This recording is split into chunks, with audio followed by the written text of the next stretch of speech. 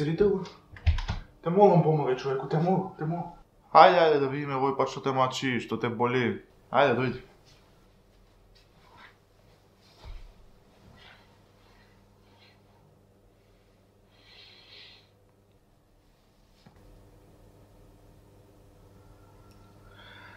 Човеку, немам појма што се случува, имам огромни болки во левата града. Бев на доктор, ми рекоа дека немам ништо, ама многу ме боли, не можам да издржам. Те молам помогни. Биете спокојни, сака да превземам вашиот проблем во мои раце. Молам? Се шалам. Сега ќе започнеме најпрвен со првата фаза, односно тоа се вика гледање и детектирање проблем. Односно јас со моите надприродни мојки, како исцелител, ќе те гледам и ќе пробам да го детектирам проблемот. Се надевам дека ќе успеа. Дали си спремна? Ајде сега вдишате.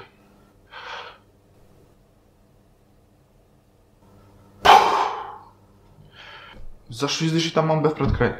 Не можам, докторе, не можам едноставно. И со дечко ми кога бев така на одмор, извини, со мојот бивш дечко, и тогаш не можев така, нуревме да бараме школки под вода, ке судевев за малцени, 10 секунди не можев под вода да издржам без воздух, не можам. Рече бивш дечко, а знаеш ли зашо е така? Ти не знаеш воздух да задржиш, а не па дечко.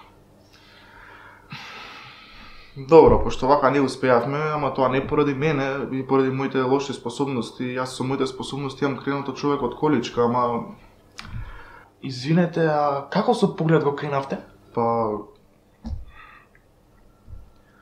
Да преминеме на вториот начин. Тој начин се вика мести другарка, за да се фати лекот. Молам? Се шалам, бе, се шалам. Нали, ако ти се наоѓа некоја, мислам, можеш слободно да пуштиш на исцелување. Него вториот начин се нарекува детектирање на проблемот со помош на допир. Односно, јас ќе те допрам за твојата рака и мојата надприродна мојка ќе помине низ моето тело и ќе влезе во твоето тело. И ти ќе можеш тоа буквално физички да го осетиш. Дали си спремна? Да. Добро, сега дај ми ја раката и затвори ги очите. Чувствуваш ли како мојата сила продира низ твоето тело? Не. А сега, чувствуваш? Не, ништо. А како ги чувствуваш кога збориш цело време? Ќути малце. Вие ми рек... Мижи. Одмижи. Мижи. Ајде сега земи воздух, држи го 3 секунди и испушти го најсилно што можеш низ уста.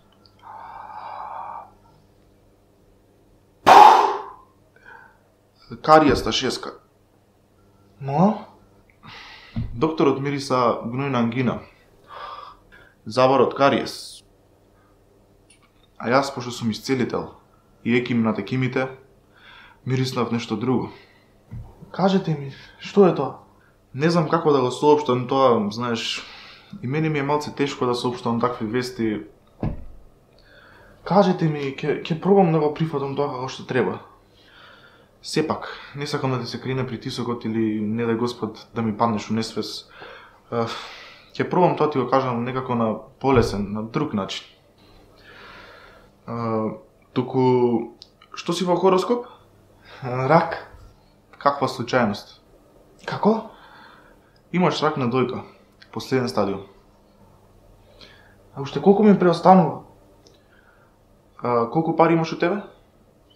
Па, пола плата, околу 150 евра. Под прилика уште 10 евра ќе ти преостануваат.